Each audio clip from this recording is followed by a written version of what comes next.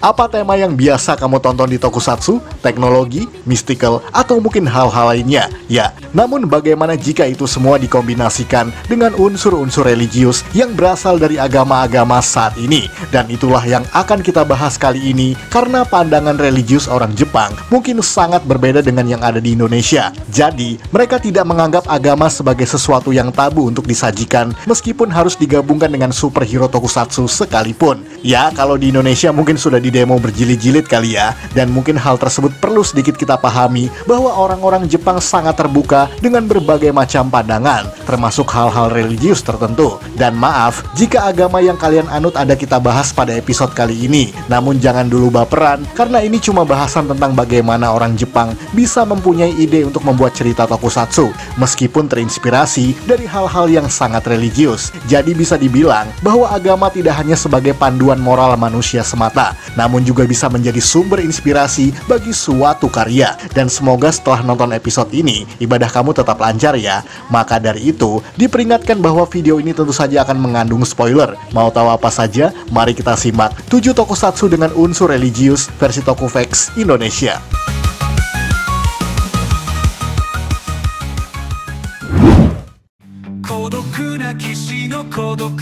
Messenger of Allah. Kalau yang satu ini sudah jelas sekali bahkan dari judulnya saja, dimana dalam bahasa Jepang, tokusatsu ini berjudul Arano Shisha, yang artinya adalah utusan Allah, atau dalam versi Inggris disebut sebagai Messenger of Allah. Tokusatsu yang ditayangkan pada tahun 1960 ini merupakan hasil karangan Kohan Kawauchi, yakni seorang screenwriter kondang pada zamannya, dimana beliau menulis cerita tentang Messenger of Allah berdasarkan pengalaman religiusnya yang telah memutuskan menjadi mualaf pada tahun 1959, setahun sebelum serial ini ditayangkan. Jadi bisa dibilang ini merupakan satu-satunya tokusatsu bernuansa Islami bahkan sampai saat ini. Namun ini bukan cerita tentang dakwah Islami atau sesuatu yang berkaitan tentang itu semua, melainkan seorang detektif misterius bersorban putih yang bernama Goro Narumi, di mana ia bertugas melindungi seorang putri dari kerajaan yang bernama Kabayan Kingdom yang berlokasi di Timur Tengah, di mana kerajaan tersebut diserang oleh sindikat mafia yang bernama Lizard Gang. Bahkan gaya bertarungnya hampir mirip-mirip dengan style Gekko Kamen yang juga dikarang oleh Kohan Kawauchi sebelumnya, yakni action ala 50-an dengan bersenjatakan sesuatu yang sangat realistis, misalnya pistol, pisau, dan juga semacamnya.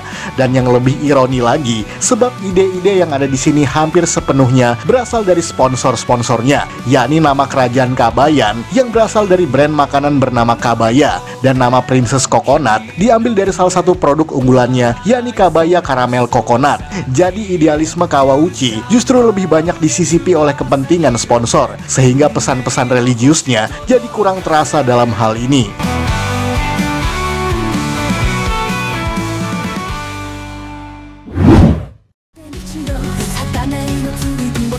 Kamen Rider Agito ini pernah kita bahas dalam beberapa minggu kemarin, dimana meskipun bercampur baur antara mistisme dan juga teknologi kepolisian, Kamen Rider Heisei kedua ini juga mengandung beberapa hal yang sangat religius, dimana seperti yang mungkin kamu sudah tahu, bahwa kekuatan Agito berasal dari suatu persaingan antara dua overlord pencipta alam semesta dalam universe Agito, yakni Prometh yang mewakili cahaya dan juga kebaikan, melawan overlord lainnya yang bernama Theos yang mewakili kejahatan dan juga kegelapan.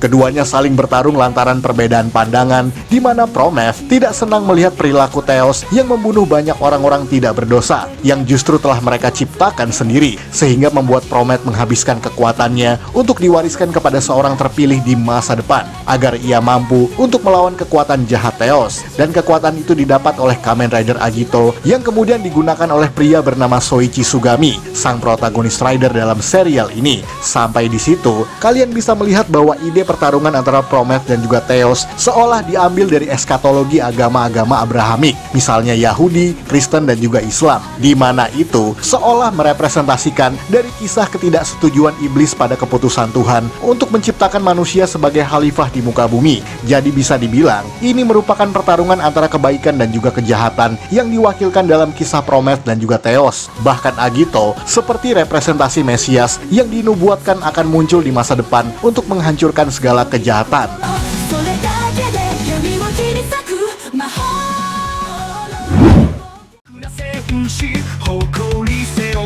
Ultraman Nexus, dan yang satu ini mungkin termasuk serial Ultra berkonsep eksperimental, sehingga sangat berbeda dengan serial-serial pendahulunya, di mana tidak seperti Ultraman lain yang hanya memilih satu human host sampai akhir season. Sebab Nexus justru memiliki sedikitnya lebih dari satu human host, atau di sini disebut sebagai Dynamis. Di antaranya adalah Shunichi Maki dalam wujud Ultraman The Next. Kemudian di serial Nexus inti ada Jun Himea, Ren Seiju, Nagi Saijo, dan juga Kazuki Komon, serta Sayuri Tachibana yang justru muncul di serial Ultraman X bertahun-tahun setelahnya. Karena konsepnya di sini, siapapun bisa terpilih menjadi Ultraman. Dan secara konsep, Nexus sendiri merupakan evolusi kedua dari Ultraman The Next yang muncul di movie tersendiri sebagai bagian dari rangkaian Ultra N Project. Sebelum akhirnya, Nexus berevolusi lagi secara sempurna menjadi Ultraman Noah. Dan tahukah kamu bahwa konsep seperti ini nampaknya mirip-mirip seperti kisah Dewa Wisnu yang turun ke dunia dan memiliki berbagai macam perwujudan, sampai kemudian di akhir zaman atau Kali Yuga, ia akan muncul kembali dengan wujud akhirnya yang disebut sebagai Kalki Avatar. Jadi bisa dibilang bahwa Kalki Avatar menginspirasi terciptanya Ultraman Noah. Namun ini tidak sepenuhnya diambil dari kitab-kitab Hindu semata, melainkan juga digabungkan dengan cerita rakyat Jerman. Buktinya, ada tokoh seperti Dark Mephisto dan juga Dark Faust, yang nama tersebut diambil dari nama iblis bernama Mephistopheles, di mana telah berkontrak dengan seorang tokoh bernama Johann Georg Faust yang telah menjual jiwanya pada iblis tersebut. Jadi, ide kolektif dari kitab Hindu dan juga folklore Jerman menjadi representatif cerita Nexus, yakni pertempuran antara kebaikan melawan kejahatan.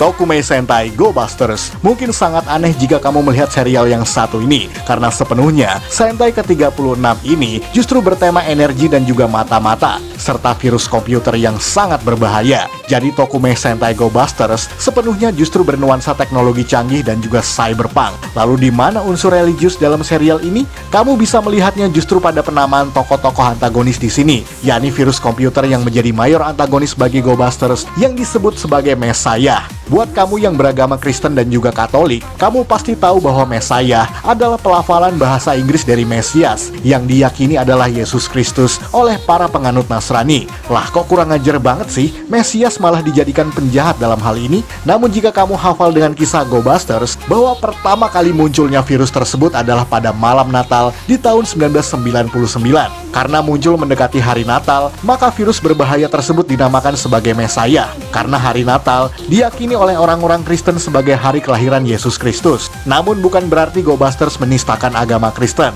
Namun etimologi Messiah di sini hanya merepresentasikan bahwa virus ini menganggap dirinya sebagai Tuhan atau dewa dan juga lahir pada tanggal yang bersamaan dengan Yesus Kristus, di mana virus Messiah ini ingin membentuk ulang dunia sesuai keinginannya. Jadi ini hanyalah sebuah metafora, walaupun ironisnya diposisikan sebagai seorang antagonis. Bukti lain bahwa Go Busters masih mengambil unsur dari kitab Abrahamik terlihat dari senjata pistol milik Escape yang disebut sebagai Gog dan juga Magog, di mana itu diambil dari nama suatu tokoh atau bangsa dalam Alkitab, atau dalam eskatologi Islam disebut sebagai Ya'juj dan juga Ma'juj, yang akan menjadi penghancur di akhir zaman untuk menentang Tuhan.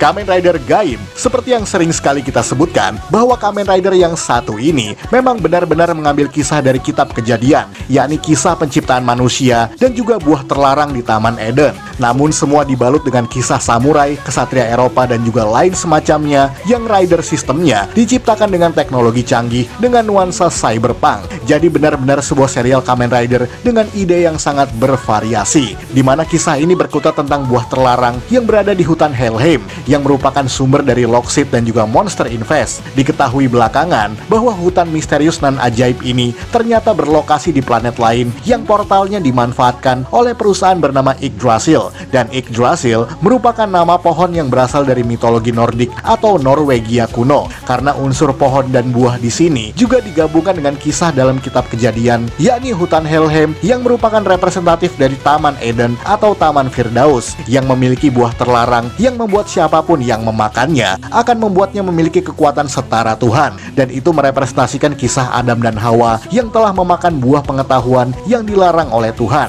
Maka dari itu, kisah Dancer Jalanan dan juga Cyberpunk diakhiri dengan sebuah kisah dua manusia yang menjadi awal dari sebuah dunia baru setelah memakan buah tersebut. Bahkan DJ Sagara merupakan representasi dari ular Taman Eden yang menggoda Hawa untuk memakan buah yang dimaksud. Kemudian nama Genesis Driver juga diambil dari nama kitab Genesis atau kitab Kejadian yang menjadi sumber dari kisah Kamen Rider Gaim sendiri.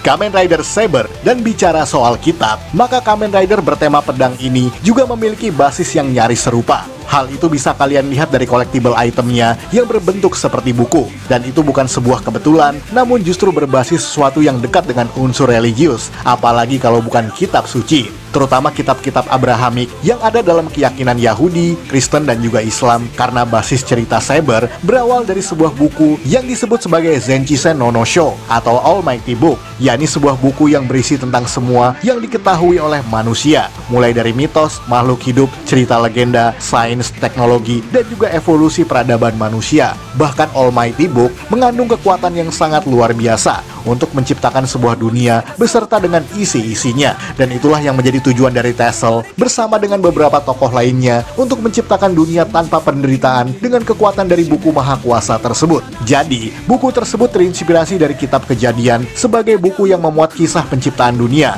Namun semua digabungkan dengan mitologi Eropa kuno seperti kesatria berpedang, naga, dan juga lain semacamnya. Jadi ini, meskipun nampaknya terinspirasi dari kitab suci, namun Saber tidak disajikan secara eksplisit seperti halnya Kamen Rider Gaim, melainkan diceritakan secara lebih original tanpa keterkaitan secara langsung dengan Alkitab atau kitab suci manapun. Dan bicara soal Almighty Book, bahwa di belakang layar, properti buku yang diperlihatkan pada seriesnya hanyalah sebuah buku kedokteran kuno yang berbahasa Inggris, yang hanya covernya saja yang diganti.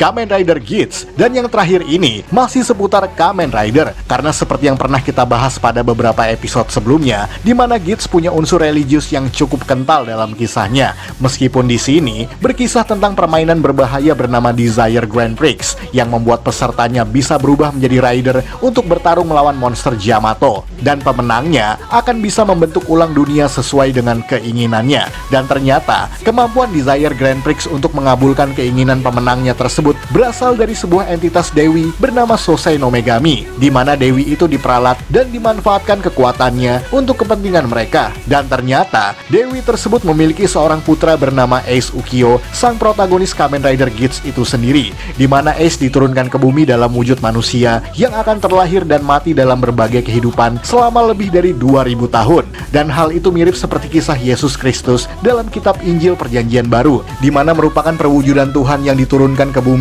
sebagai seorang manusia. Dan itu menjadi cocok sebab Ace diturunkan ke bumi lebih dari 2 milenium, layaknya kalender Masehi yang telah dihitung 2000 tahun yang lalu sesuai dengan kelahiran Yesus Kristus. Namun, semuanya digabungkan dengan kisah-kisah agama Dharmaik seperti agama Hindu dengan konsepsi reinkarnasinya, di mana Ace Ukyo telah hidup dan mati dan terus-terusan bereinkarnasi dalam wujud fisik yang berbeda-beda. Bahkan ending dari kisah Geats diakhiri dengan kemunculan Ace yang sudah sempurna sebagai dewa atau Tuhan yang baru.